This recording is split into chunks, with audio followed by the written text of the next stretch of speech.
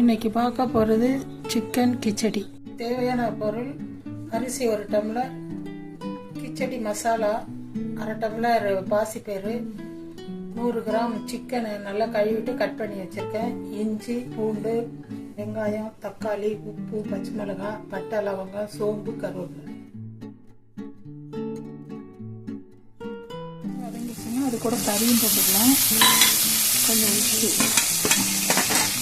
கிச்சடி மசாலா இது நல்லா வதக்கி எடுத்துக்கோங்க.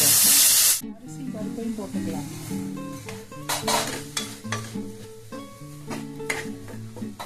அது கூட நம்ம தண்ணி ஊற்றிக்கணும், 2 கப்பு தண்ணி எல்லாமே போட்டாச்சுங்க. உப்பு தண்ணி எல்லாம் இப்போ நம்ம மூடி போட்டு, குக்கர் மூடி போட்டு மூடி வச்சு 3 விசில் விட்டு இறக்க வேண்டியது. திறந்து பார்க்கலாங்க.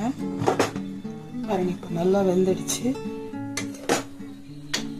இதோ பாருங்கள், ரெடி. உங்கள் இட்லி செய்து பார்த்துட்டு எப்படி இருந்ததுன்னு சொல்லுங்கள்.